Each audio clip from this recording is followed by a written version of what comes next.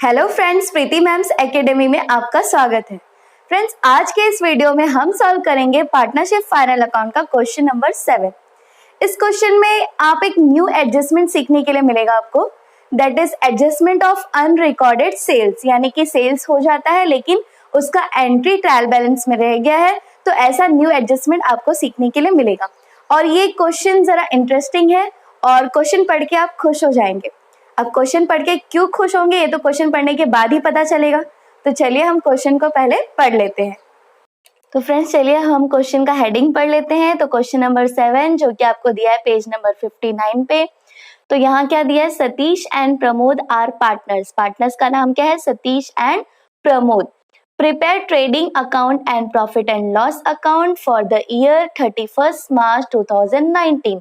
मतलब हमारा year end क्या होगा इसका, 31 मार्च 2019। You have to find out gross profit and net profit only. देखिए, मैंने कहा था ना आप क्वेश्चन पढ़ के खुश हो जाएंगे, क्योंकि यहाँ आपको सिर्फ ग्रॉस प्रॉफिट निकालना है और नेट प्रॉफिट निकालना है। बस आगे का कोई काम नहीं करना है, कोई मेहनत नहीं करना है आपको। ना तो पार्टनर्स कैपिटल अकाउंट बनाना है, ना तो नेट प्रॉफिट को डिवाइड करना है दोनों पार्टनर्स के बीच में, ना तो हमें बैलेंस शीट बनाना है। ये सारे मेहनत हमारे कम हो गए, इसलिए मैं कह रही थी आप ये क्वेश्चन पढ़ के खुश हो जाएंगे। तो अब हम आगे देखते हैं कि क्वेश्चन में क्या दिया है।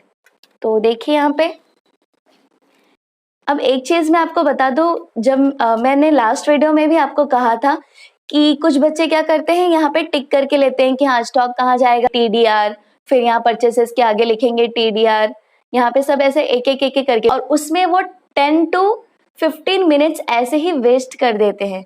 और एग्जाम में तो एक एक मिनट बहुत इंपॉर्टेंट होता है, राइट।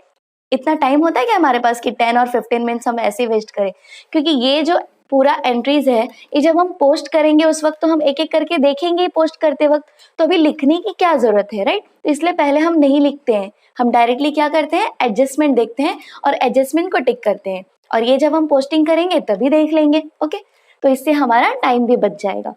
तो अब हम यहाँ देखते हैं, सबसे पहले एडजस्टमेंट क्या दिया है, the closing stock is valued at ₹15,400। तो ये क्लोजिंग स्टॉक दिया है। क्लोजिंग स्टॉक का पहला इफेक्ट कहाँ जाता है, ट्रेडिंग अकाउंट के क्रेडिट साइड में, और दूसरा इफेक्ट कहाँ जाता है, बैलेंस शीट में, बैलेंस शीट के असेट साइड में।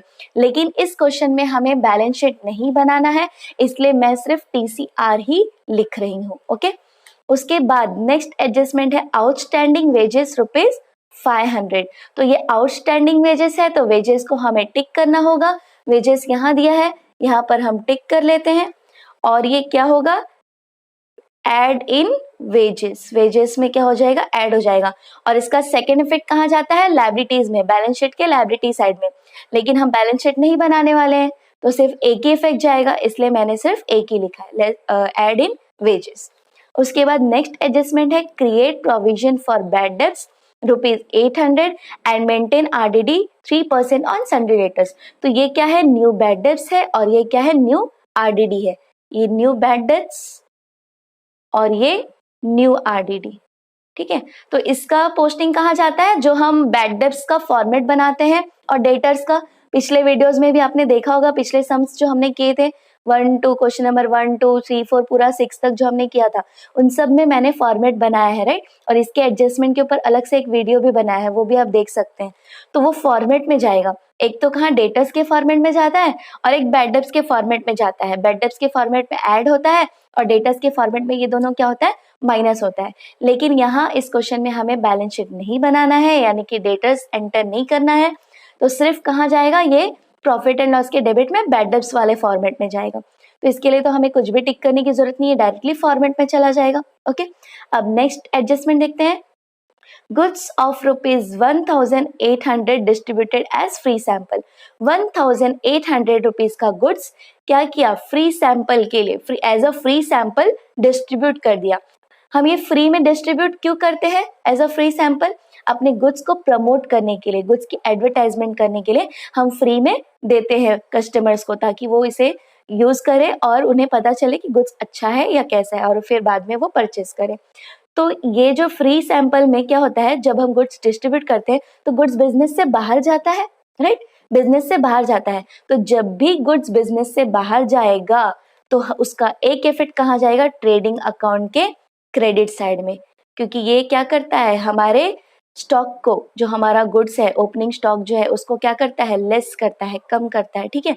तो इसीलिए इसको हम ट्रेडिंग अकाउंट के क्रेडिट साइड में लिखते हैं, ताकि अपने आप लास्ट में वो क्या हो जाए, जब हम माइनस करते हैं ग्रॉस प्रॉफिट निकालने के लिए तो ये डिडक्ट हो जाएगा, ठीक है, ओपनिंग स्टॉक से। तो इसलिए इसे हम एक इफेक्ट कहा जाएगा ट्रेडिंग अकाउंट के क्रेडिट में, और सेकेंड इफेक्ट इसका जाएगा प्रॉफिट एंड लॉस के डेबिट में, क्योंकि ये गुड्स हम डिस्ट्रीब्यूट फ्री सैंपल में क्यों कर रहे हैं, गुड्स के प्रमोशन के लिए, एडवर्टाइजमेंट के लिए, और एडवर्टाइजमेंट का, प्रमोशन का खर्चा हम कहाँ लिखते हैं, प्रॉफिट एंड लॉस के डेबिट में, क्योंकि वो इनडायरेक्ट एक्सपेंडिचर है। ओके, अब उसके बाद नेक्स्ट हम देखते हैं next adjustment, that is goods of ₹2000 were sold and delivered on 31st March 2019 but no entry is passed in the books of account। ये न्यू एडजस्टमेंट है, इसके पहले किसी भी क्वेश्चन में ये एडजस्टमेंट आपको नहीं मिला था, ठीक है। तो ये एक नया एडजस्टमेंट इस क्वेश्चन में आपको सीखने के लिए मिलेगा। ये कौन सा एडजस्टमेंट है, अनरिकॉर्डेड सेल्स का, मतलब ऐसा सेल जो कि हमारे इस ईयर के एंड डेट पे हुआ है, लास्ट डेट पे, देखिए 31st मार्च 2019 को हुआ है, और हमारा लास्ट डेट भी यही है 31st मार्च 2019। तो उस दिन ये सेल्स हो गया, इसकी वजह से ये सेल जो हमें ट्रायल बैलेंस में जो सेल्स दिया है उसमें ऐड करने से भूल गए वो लोग, उसमें ऐड नहीं हो पाया, ठीक है, वो छूट गया। तो अब हमें क्या करना पड़ेगा, इसे सेल्स में ऐड करना पड़ेगा, क्योंकि वो गलती से रह गया था। तो फिर अब इसे सबसे पहला इफेक्ट क्या करेंगे, प्लस इन सेल्स, सेल्स में हम ऐड करेंगे। तो सेल्स को टिक करना होगा, तो हम यहाँ सेल्स को टिक कर लेते हैं, ये हमने टिक कर लिया।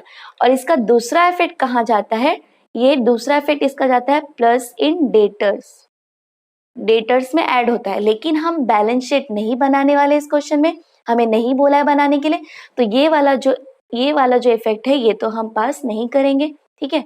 तो ये वाला हमें सिर्फ इसको एंटर करना होगा, लेकिन फिर भी मैंने लिख दिया है आपके समझने के लिए कि अगर ऐसा एडजस्टमेंट आपको मिलता है क्वेश्चन में तो उसका इफेक्ट कहाँ कहाँ जाता है और क्यों जाता है। क्यों जाता है, क्योंकि ये वो सेल्स है जो कि क्या हो गया, एंट्री नहीं हुआ, रह गया, वो देखिए लिखा है but no entry is passed in the books of account, नहीं हुआ। तो इस सेल को सेल्स में ऐड कर देंगे, और अगर सेल होता है तो क्या होगा, हमारे कस्टमर बढ़ेंगे। कस्टमर कौन होते हैं, डेटर्स होते हैं, जिन्हें हमने क्रेडिट पे सामान बेचा है, तो कस्टमर बढ़ेंगे, तो इसीलिए हम डेटर्स में उसे क्या करते हैं, ऐड करते हैं। ओके, तो ये एडजस्टमेंट आपको क्लियर हो गए, हमने सारा एडजस्टमेंट टिक कर लिया है। आप इसका स्क्रीनशॉट लेना है तो ले लीजिए, अदरवाइज अगर आपके पास टेक्स्ट बुक है तो फिर टेक्स्ट बुक में इसे एज इट इज मार्किंग करके ले लीजिए, और जब आप ये वीडियो देखेंगे, सोल्यूशन देखेंगे, तो ये क्वेश्चन आप सामने रखिए, तो आपको सोल्यूशन अच्छे से समझ में आएगा। तो फ्रेंड्स, हमने क्वेश्चन पढ़ लिया है, अब हम इसे सॉल्व करना स्टार्ट करेंगे। तो पहले हम जो ट्रायल बैलेंस की आइटम्स है उसे पोस्ट कर लेंगे। बहुत ही छोटा सा प्रॉब्लम है, और इसमें हमें क्या बनाने के लिए कहा गया था, only trading account and profit and loss account, क्योंकि सिर्फ ग्रॉस प्रॉफिट कैलकुलेट करना है और नेट प्रॉफिट कैलकुलेट करना है। तो बैलेंस शीट और पार्टनर्स कैपिटल अकाउंट बनाने की हमें कोई जरूरत नहीं है। तो सबसे पहले हम जो ट्रेडिंग अकाउंट में जो फिक्स्ड अपने आइटम्स होते हैं, जिसका जगह फिक्स है, रिजर्व है, वो हमने लिख कर रख लिया है। पहले ओपनिंग स्टॉक लिख लिया है, परचेसेस लिख लिया है, परचेस रिटर्न लिख लिया है, यहाँ पे सेल्स लिख लिया है, सेल्स रिटर्न लिख लिया है, और जैसे ही हमें उसका अमाउंट मिल जाएगा हम यहाँ पे एंटर कर देंगे। उसके बाद यहाँ प्रॉफिट एंड लॉस में यहाँ पे डेबिट साइड में हमने बैड डेब्ट्स का फॉर्मेट बना लिया है। ये फॉर्मेट कितने लाइन का है, टोटल 6 लाइन का है, एज इट इज जैसे कि हम बाकी के प्रॉब्लम्स में भी बना के रखते हैं पहले से।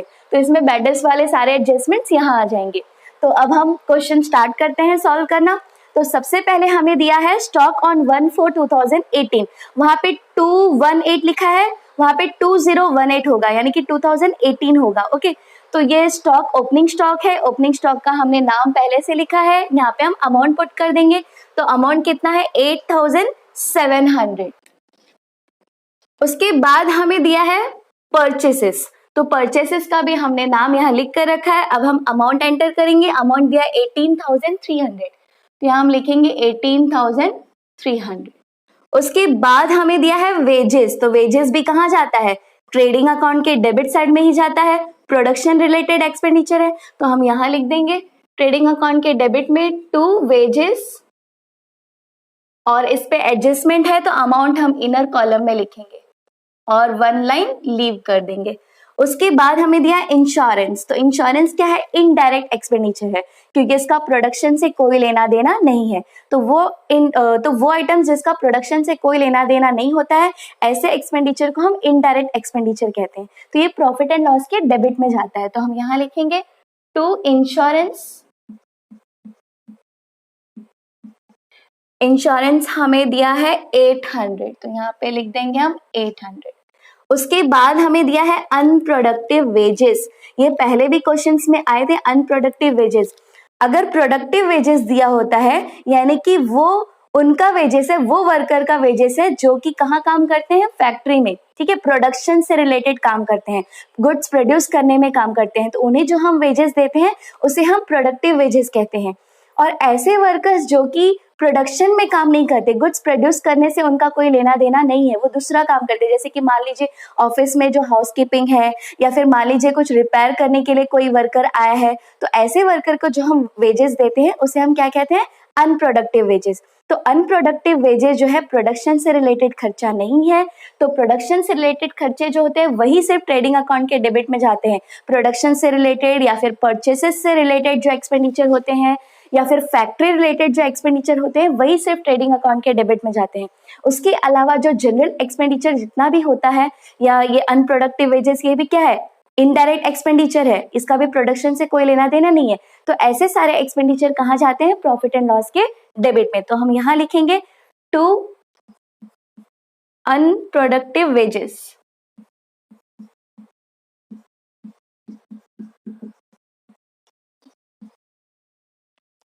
अनप्रोडक्टिव वेजेस हमें दिया है 1400। ये अनप्रोडक्टिव वेजेस के ऊपर मैंने इतना डिटेल में इसलिए बताया क्योंकि स्टूडेंट्स क्या करते हैं, यहाँ वेजेस वर्ड देख लेते हैं और डायरेक्ट उसे ट्रेडिंग अकाउंट के डेबिट में लिख देते हैं, तो रॉन्ग हो जाता है, क्योंकि ये अनप्रोडक्टिव वेजेस है, ये प्रोडक्शन का खर्चा नहीं है। ओके, इनडायरेक्ट एक्सपेंडिचर है, इसलिए यहाँ जाएगा। तो यहाँ पे हमने लिख दिया अनप्रोडक्टिव वेजेस। उसके बाद दिया है हमें वेयर हाउस रेंट। ये वेयर हाउस रेंट क्या है? देखिए, परचेसेस से रिलेटेड जो खर्चा होता है, गुड्स परचेस करने से लेकर के गुड्स के बनने तक का जो एक्सपेंडिचर होता है, यानी कि वो सारा एक्सपेंडिचर क्या है? डायरेक्ट एक्सपेंडिचर, यानी कि परचेसेस से रिलेटेड एक्सपेंडिचर, यानी कि प्रोडक्शन से रिलेटेड एक्सपेंडिचर है। अब यहाँ पे जो वेयर हाउस का मतलब क्या होता है? Godowns and all. गोडाउन्स में हम गुड्स कब भेजते हैं? जब गुड्स बन जाता है तो वहां भेजते हैं, या फिर सेल करते वक्त हम सेल करने के लिए जब हम ट्रांसफर सप्लाई करते हैं तब भेजते हैं। तो ये जो एक्सपेंडिचर है ये गुड्स बनने के बाद का है, सेल्स रिलेटेड खर्चा है। तो सेल्स रिलेटेड या एडवर्टाइजमेंट प्रमोशन रिलेटेड जो भी एक्सपेंडिचर है कहाँ जाता है? प्रॉफिट एंड लॉस के डेबिट में जाता है। तो ये वेयर हाउस रेंट भी प्रॉफिट एंड लॉस के डेबिट में हम लिखेंगे। तो यहाँ लिखेंगे टू वेयर हाउस रेंट।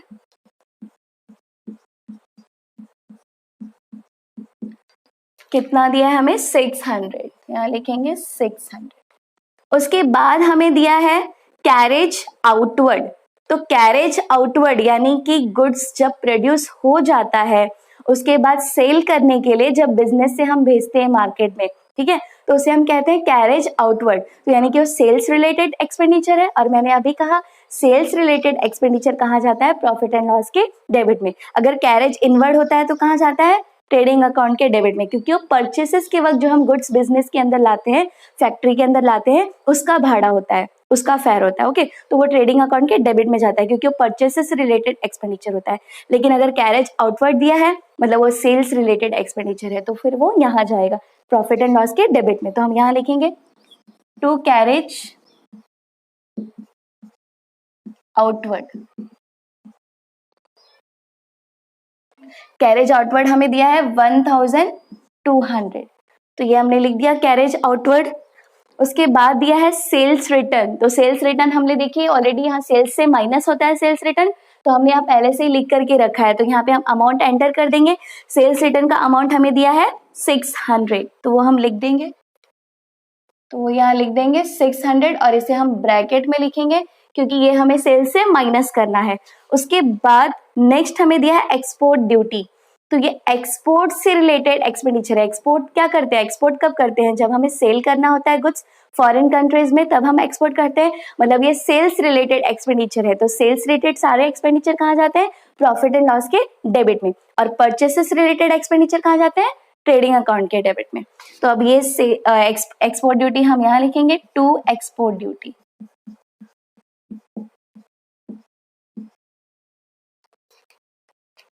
1400। उसके बाद दिया है कस्टम ड्यूटी। तो कस्टम ड्यूटी हम ये टैक्स होता है, ये कब भरते हैं, जब हम गुड्स परचेस करके लेके आते हैं, यानी कि इंपोर्ट करते हैं अगर हम कोई गुड्स, तो यानी कि परचेसेस से रिलेटेड खर्चा है, परचेसेस के टाइम पे ये वाला टैक्स भरते हैं, तो इसलिए हम ये कहाँ लिखेंगे, ट्रेडिंग अकाउंट के डेबिट में।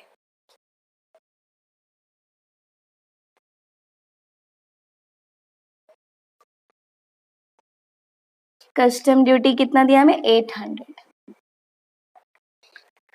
उसके बाद हमें दिया है सन्ड्री डेटर्स। तो सन्ड्री डेटर्स कहाँ जाता है, असेट्स में जाता है, बैलेंस शीट के असेट साइड में, बट यहाँ हमें बैलेंस शीट नहीं बनाना है, तो ये सन्ड्री डेटर्स को हम क्या करेंगे, इग्नोर कर देंगे, इसे हम कहीं भी एंटर नहीं करेंगे।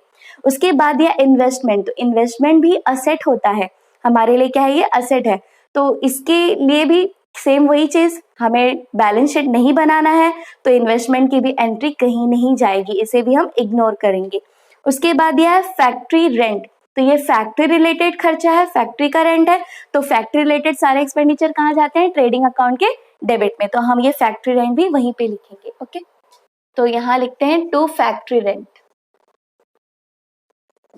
फैक्ट्री रेंट हमें कितना दिया है, 1600। उसके बाद हमें दिया है पोस्टेज एंड टेलीग्राम। तो पोस्टेज एंड टेलीग्राम भी क्या है, इनडायरेक्ट एक्सपेंडिचर है। जब हम किसी को मेल कुछ भेजते हैं, मान लीजिए हम किसी को लेटर भेज रहे हैं या फिर कुछ डॉक्यूमेंट हम भेज रहे हैं, पोस्ट कर रहे हैं, तो जो पोस्टेज का खर्चा आता है वो सब क्या है, पोस्टेज, उसका जो भी एक्सपेंडिचर होता है वो, तो ये क्या है, ऑफिस रिलेटेड एक्सपेंडिचर है, ठीक है, मैन्युफैक्चरिंग रिलेटेड तो है नहीं, तो ये कहाँ जाएगा, प्रॉफिट एंड लॉस के डेबिट में। तो हम यहाँ लिखेंगे टू पोस्टेज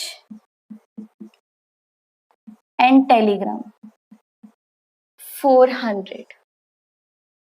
तो ये हमने लिख दिया। उसके बाद हमें क्या दिया है, अब हम क्रेडिट साइड का बैलेंस पढ़ेंगे, डेबिट साइड का हमने सारा आइटम एंटर कर लिया है। तो यहाँ सबसे पहले आपको दिया है सेल्स। तो सेल्स हम अमाउंट लिख देंगे, कितना है, 68,000। यहाँ सेल्स लिख के रखा है हमने, तो यहाँ इनर कॉलम में हम लिखेंगे 68,000, और इसके ऊपर एक एडजस्टमेंट है। ये तो सेल्स रिटर्न हमने पहले से लिखा है, लेकिन और एक एडजस्टमेंट है अनरिकॉर्डेड सेल वाला, तो इसलिए हम यहाँ पे इसे पहले तो माइनस कर लेंगे। तो 68,000 में से 600 माइनस हो जाएगा, तो यहाँ आ जाएगा 67,400, और यहाँ पे हम 1 लाइन और लीव कर देंगे क्योंकि इसके ऊपर क्या है, एडजस्टमेंट है।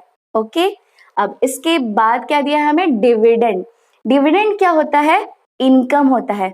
मान लीजिए हमने कहीं पे इन्वेस्ट किया है, किसी कंपनी के शेयर्स में इन्वेस्टमेंट किया है, तो उसके ऊपर जो हमें डिविडेंड मिलता है, डिविडेंड आपने पढ़ा होगा पहले 11th स्टैंडर्ड में कि क्या होता है डिविडेंड, जो शेयर्स, अगर हमने किसी कंपनी का शेयर्स परचेज किया है तो उसके प्रॉफिट में से हमें क्या मिलता है, शेयर मिलता है, क्योंकि हम उस कंपनी के क्या होते हैं, शेयर होल्डर।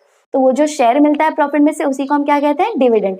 तो मान लीजिए इन्होंने कहीं पे इन्वेस्टमेंट कर रखा होगा किसी शेयर्स में, तो वहां से इन्हें डिविडेंड मिल रहा है, तो ये क्या है, इनडायरेक्ट इनकम है।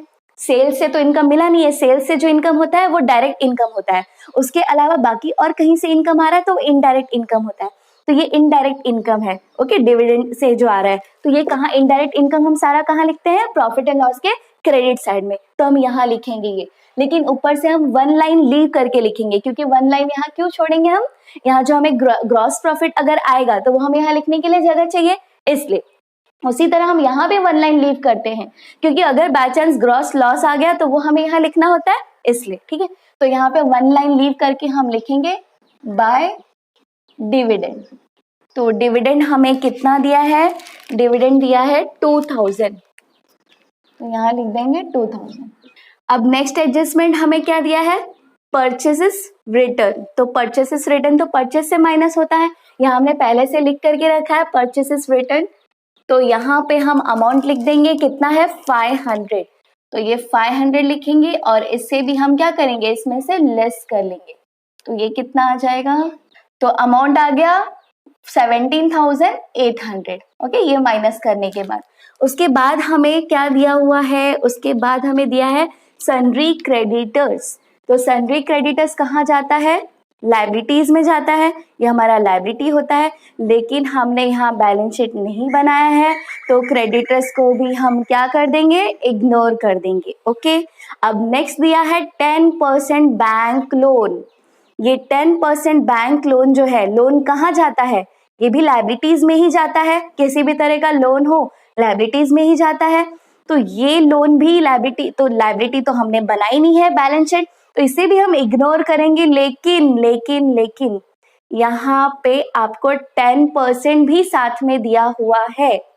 ये मैंने आपको पहले भी बताया था कि जब कभी आपको लोन या इन्वेस्टमेंट्स ऐसा कुछ भी एंट्री दिया हो और साथ में परसेंट भी दिया हो, मतलब आपको समझ जाना है कि उसमें हिडन एडजस्टमेंट है।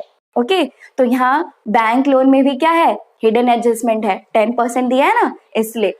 और वहां नीचे ब्रैकेट में भी कुछ लिखा हुआ है, क्या लिखा है, वॉज अफेक्टेड फ्रॉम 1/7/2018, यानी कि 1 जुलाई को परचेस हुआ, 1 जुलाई को लिया गया था ये बैंक लोन। ओके, तो अब ये जो 10% बैंक लोन है, यानी कि ये 10% क्या है, 10% इंटरेस्ट है जो कि इस लोन पे हमें पे करना है। तो लोन तो ठीक है, हम बैलेंस शीट नहीं बना रहे तो बैलेंस शीट के लायबिलिटीज में लोन नहीं लिखने वाले। ओके, लेकिन ये जो इंटरेस्ट है जो कि हमें लोन पे भरना है, ये कौन सा इंटरेस्ट है, इसे हमें भरना है। मतलब ये कौन सा इंटरेस्ट है, इनडायरेक्ट एक्सपेंडिचर है। ये बिजनेस के लिए क्या है, ये एक्सपेंडिचर। और इनडायरेक्ट एक्सपेंडिचर का एक इफेक्ट पहले तो कहाँ जाएगा, वो बैंक लोन में ऐड होगा। तो बैलेंस शीट में वहां बैंक लोन में ऐड होना चाहिए था, लेकिन बैलेंस शीट नहीं बना रहे तो ठीक है, उसे हम इग्नोर कर देंगे। लेकिन ये एडजस्टमेंट है तो दो इफेक्ट जाएगा ना इसका, तो दूसरा इफेक्ट कहाँ जाना चाहिए इसका, प्रॉफिट एंड लॉस के डेबिट साइड में, क्योंकि इनडायरेक्ट एक्सपेंडिचर है, हमें इंटरेस्ट पे करना है, ड्यू है ये।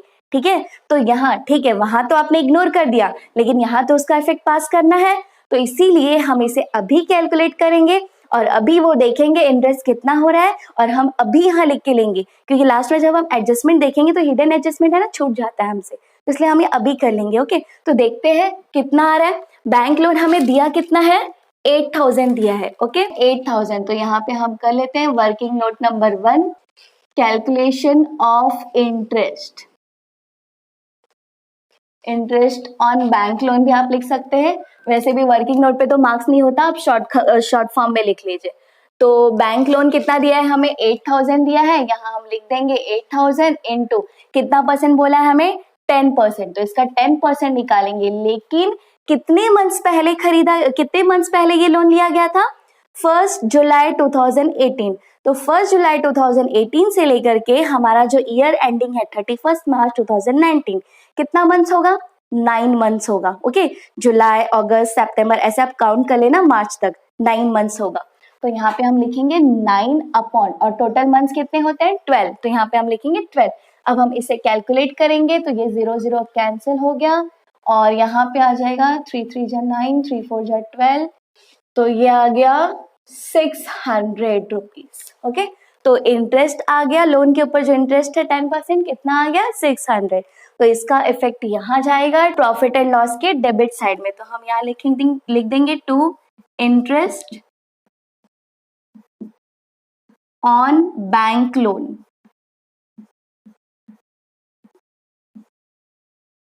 एट 10%, कितना आया है 600। और दूसरा जो इफेक्ट है लायबिलिटी का वो तो हम इग्नोर करेंगे। ओके, उसके बाद क्या दिया है हमें, अदर रिसिप्ट्स। तो ये जो अदर रिसिप्ट्स है, रिसिप्ट्स मतलब क्या, मतलब ये पैसा हमने रिसीव किया है, हमें मिला है, तो ये अदर रिसिप्ट्स मतलब अदर इनकम, कुछ ऐसे छोटे मोटे कुछ इनकम होंगे, कमीशन होंगे, कुछ भी हो सकता है। तो ये अदर इनकम, यानी कि ये डायरेक्ट इनकम नहीं है, ये अदर इनकम है। तो अदर इनकम मतलब कहाँ जाता है, ये प्रॉफिट एंड लॉस के क्रेडिट साइड में जाएगा।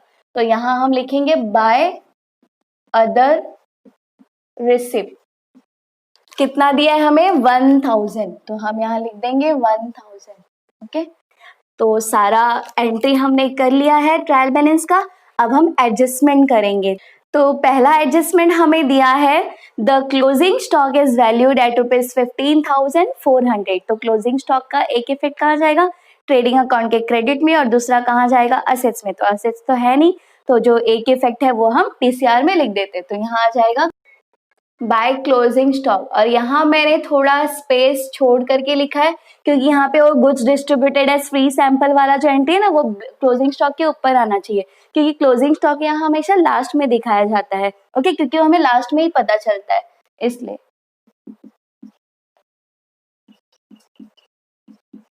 तो क्लोजिंग स्टॉक हमें कितना दिया है 15,400, यहाँ लिखेंगे 15,400। उसके बाद हमें दिया है आउटस्टैंडिंग वेजेस, तो आउटस्टैंडिंग वेजेस हम क्या करेंगे, वेजेस में ऐड कर देंगे, तो यहाँ पे हम ऐड करेंगे, ऐड आउटस्टैंडिंग वेजेस। आउटस्टैंडिंग का मतलब क्या होता है कि उतना अमाउंट हमें और देना बाकी है, इसीलिए हम इसे ऐड करते हैं, ठीक है। तो ये कितना आ जाएगा ऐड करके 1,500, ये हमने लिख दिया। और इसका सेकेंड इफेक्ट तो नहीं जाएगा क्योंकि सेकेंड इफेक्ट लायबिलिटी में जाता है और लायबिलिटी हमने नहीं बनाया है। उसके बाद नेक्स्ट क्या दिया है, create provision for bad debts 800। तो बैड डेब्ट्स क्या होता है, डेटर्स में माइनस होता है, तो डेटर्स तो हमने नहीं लिखा है, असेट्स नहीं बनाया, तो अब यहाँ डायरेक्टली इसका जो एक इफेक्ट है, एक इफेक्ट कहाँ जाता है, बैड डेब्ट्स में। बैड डेब्ट्स में ये देखिए न्यू बैड डेब्ट्स ऐड होता है, ये न्यू बैड डेब्ट्स था, तो ये 800 हम यहाँ पे लिख देंगे।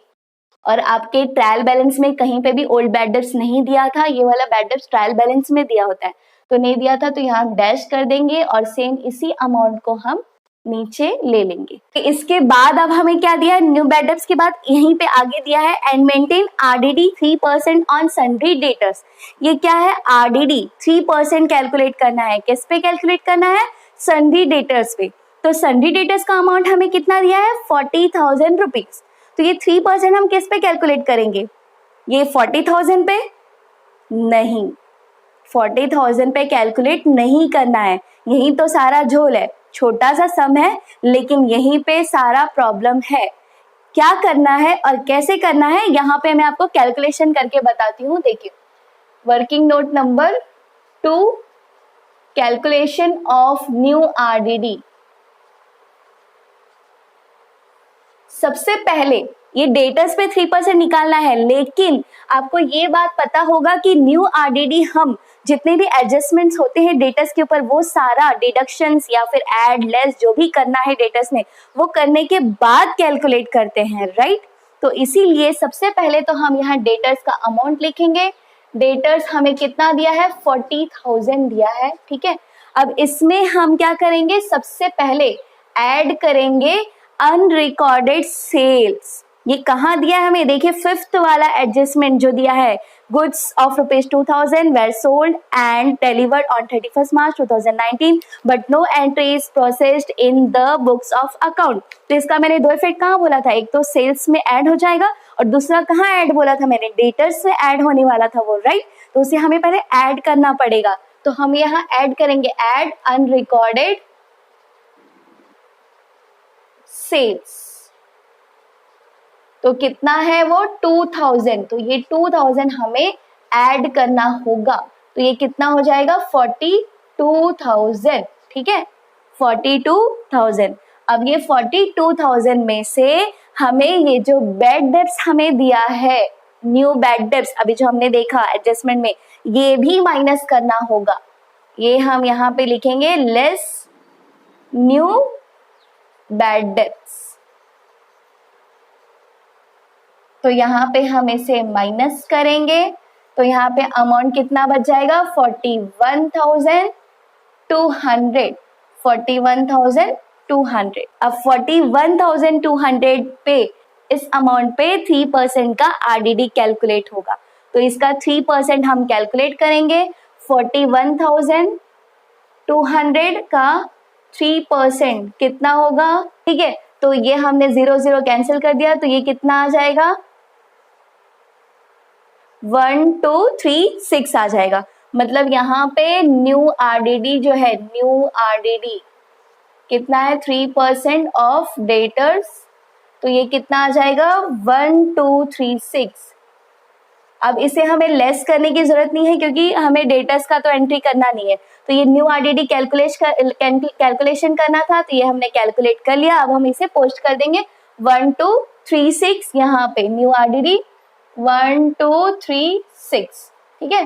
तो देखा आपने कैसे कैलकुलेशन करना है, इसमें कोई मिस्टेक नहीं होना चाहिए, यही सबसे मेन फंडा है इसके अंदर, ठीक है, यहीं पे सारा झोल है। तो फिर ये अमाउंट हम यहाँ पे लिख देंगे और इसे क्या करना है, ऐड करना है, तो हम ये 800 में ये ऐड करेंगे, तो ये कितना हो जाएगा 2,036 6। अब इसमें ओल्ड आरडीडी क्या करना होता है माइनस, लेकिन आपके क्वेश्चन में कहीं भी ओल्ड आरडीडी नहीं दिया था। ओल्ड आरडीडी कहाँ दिया होता है, ट्रायल बैलेंस के क्रेडिट साइड में दिया होता है, लेकिन नहीं दिया था।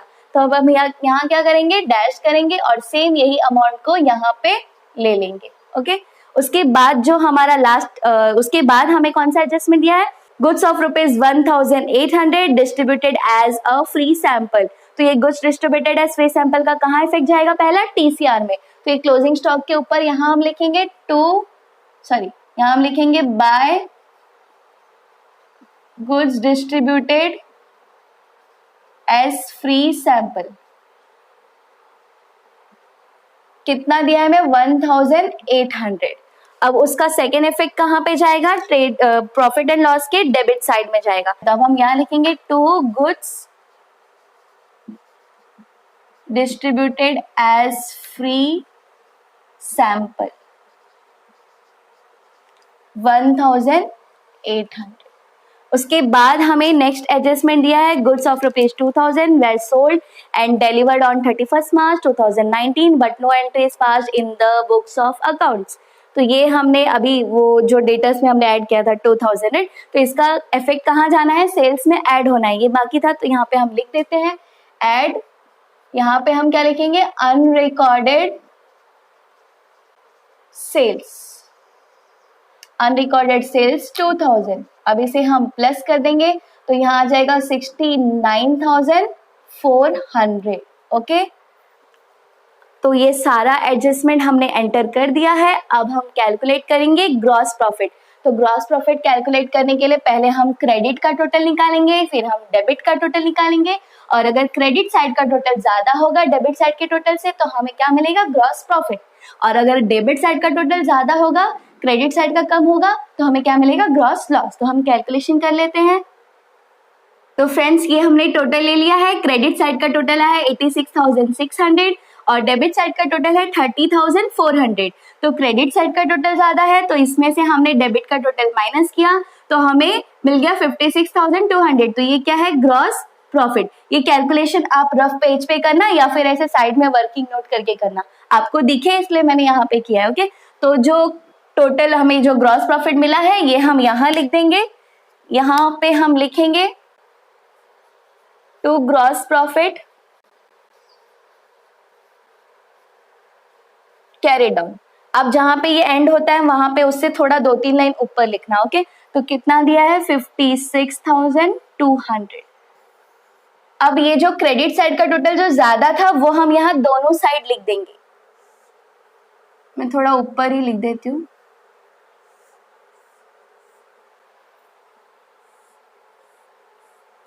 तो कितना है ये 86,600 और यहाँ भी 86,600। अब इसे हम ट्रांसफर करेंगे कहाँ, प्रॉफिट एंड लॉस के क्रेडिट साइड में, क्योंकि ये ग्रॉस प्रॉफिट है तो हम यहाँ लिखेंगे बाय ग्रॉस प्रॉफिट। अगर लॉस आता तो हम यहाँ लिखते, ठीक है। तो हम यहाँ लिखेंगे by gross profit brought down 56,200। अब सेम उसी तरह हम यहाँ भी क्रेडिट साइड का टोटल करेंगे, फिर हम डेबिट साइड का टोटल करेंगे और हम देखेंगे कि दोनों साइड में से कौन सा साइड ज्यादा है। अगर क्रेडिट साइड का टोटल ज्यादा है और डेबिट साइड का टोटल कम है तो हमें क्या मिलेगा, नेट प्रॉफिट। और अगर डेबिट साइड का टोटल ज्यादा है और क्रेडिट साइड का टोटल कम है तो हमें क्या मिलेगा, नेट लॉस। तो हम कैलकुलेशन करते हैं इसका। तो फ्रेंड्स हमने ये क्रेडिट का और डेबिट का टोटल ले लिया है। क्रेडिट साइड का टोटल आया 59,200 और डेबिट का टोटल आया है 10,236। तो क्रेडिट साइड का टोटल ज्यादा है तो उसमें से हमने लेस किया डेबिट का टोटल, तो कितना आ गया 48,964। ये क्या है, नेट प्रॉफिट मिल गया हमें। अब ये जो नेट प्रॉफिट है हम यहाँ लिख देंगे, यहाँ पे to net profit carried down कितना 48,964। तो ये नेट प्रॉफिट आ गया। और ये जो क्रेडिट साइड का टोटल जो ज्यादा था ये हम यहाँ दोनों साइड लिख देंगे। तो यहाँ पे हम लिखेंगे 59,200 और यहाँ भी हम लिखेंगे 59,200। और ये भी कैलकुलेशन आप साइड में करना, ओके। तो यहाँ सिर्फ नेट प्रॉफिट लिखना था, डिवाइड नहीं करना था पार्टनर्स के बीच में, वो हमने लिख दिया है। ये पूरा सम बहुत ही सिंपल था क्योंकि इसमें हमें सिर्फ 2 ही अकाउंट बनाना था, एक तो ट्रेडिंग अकाउंट और एक प्रॉफिट एंड लॉस अकाउंट। लेकिन आपको बस ये चीज ध्यान रखना है यहाँ पे, वर्किंग नोट नंबर 1 जो कि कैलकुलेशन था इंटरेस्ट लोन के ऊपर, जो कि हिडन एडजस्टमेंट था वो, और उसके अलावा ये डेटर्स के ऊपर जो हमें पूरा कैलकुलेशन करके आरडीडी निकालना था। ये चीज आपको ध्यान रखना है क्योंकि यहीं पे मिस्टेक होने के चांसेस ज्यादा है इस क्वेश्चन में। और अदरवाइज आप एक काम कर सकते हैं कि ये जो डेटर्स वाला फॉर्मेट है, जैसे कि हम नॉर्मली जब हमें बैलेंस शीट बनाना होता है जब बाकी के क्वेश्चंस में, तो हम डेटर्स का फॉर्मेट कैसे बनाते हैं, 6 लाइन का फॉर्मेट बनाते हैं, ये 6 लाइन का same as it is format बनाते हैं। ऐसे आप रफ वर्क में साइड में, ठीक है, रफ ऐसे वर्किंग नोट जहां आप करेंगे वहां बना के रख लेना, और जब जब डेटर्स का जो भी एडजस्टमेंट्स आएगा वो आप एंटर करते जाना, तो फिर आपको मिस्टेक नहीं होगा। आपको पता होगा अनरिकॉर्डेड सेल्स, ठीक है, एक सेल्स में प्लस हुआ और एक यहाँ प्लस हो जाएगा, फिर बैड डेब्ट्स वहां बैड डेब्ट्स में प्लस हुआ और एक न्यू बैड डेब्ट्स यहाँ प्लस हो जाएगा, माइनस हो जाएगा।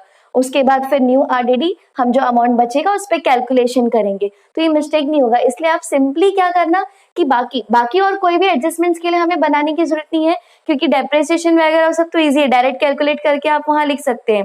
लेकिन अगर डेटर्स ऐसे बैलेंस शीट नहीं बनाने के लिए बोला है तो जो डेटर्स वाला फॉर्मेट होता है बैलेंस शीट में जो हम बनाते हैं ये आप बना के रख लेना, क्योंकि डेटर्स में ही सबसे ज्यादा एडजस्टमेंट्स होते हैं और यहाँ मिस्टेक होने के चांसेस ज्यादा है। तो ये इस तरह से पहले ही आप फॉर्मेट बना के रख लेना, ठीक है, तो फिर मिस्टेक्स नहीं होंगे। तो फ्रेंड्स, हमने ये क्वेश्चन नंबर 7 सॉल्व कर लिया है। अब नेक्स्ट वीडियो में हम सॉल्व करेंगे क्वेश्चन नंबर 8। और अगर आपने क्वेश्चन नंबर 1, 2, 3 इसके पहले के जो भी क्वेश्चंस मैंने सॉल्व करवाए हैं और एक अलग से और एक वीडियो बनाया है बैड डेब्ट्स का, जो भी एडजस्टमेंट्स है फॉर्मेट है बैड डेब्ट्स और डेटर्स का, उसके ऊपर भी अलग से वीडियो बनाया है। अगर आपने वो वीडियोस नहीं देखा है तो उसे प्लीज देखिए, क्योंकि हर क्वेश्चन में कुछ ना कुछ एडजस्टमेंट्स अलग है, कुछ ना कुछ एंट्रीज अलग है, तो हर क्वेश्चन में आपको कुछ ना कुछ नया सीखने के लिए मिलेगा। अगर आप वो वीडियोस नहीं देखेंगे तो वो एडजस्टमेंट्स रह जाएगा, आप वो सीख नहीं पाएंगे, तो उसे प्लीज देखिए। और फ्रेंड्स, वो वीडियोस सारे देखने के बाद आप वो सम्स खुद भी प्रैक्टिस करिए, तो ही आपको समझ में आएगा कि क्या डाउट्स आ रहे हैं क्या नहीं। और अगर आपको कुछ डाउट्स आता है ये सारे क्वेश्चंस में या फिर इसके अलावा और भी कोई सपोज बोर्ड प्रॉब्लम्स आप करते हैं पार्टनरशिप फाइनल अकाउंट का, तो उसमें भी अगर आपको कोई डाउट आता है तो आप मुझे कमेंट्स में पूछ सकते हैं। तो फ्रेंड्स, होप आज का ये वीडियो आपको पसंद आया होगा। अगर आपको ये वीडियो पसंद आया है तो इसे प्लीज लाइक कीजिए, शेयर कीजिए और हमारे चैनल को सब्सक्राइब कीजिए और बेल आइकन भी प्रेस कर दीजिए ताकि आपको हमारे हर वीडियोस की नोटिफिकेशंस मिलती रहे। Thank you.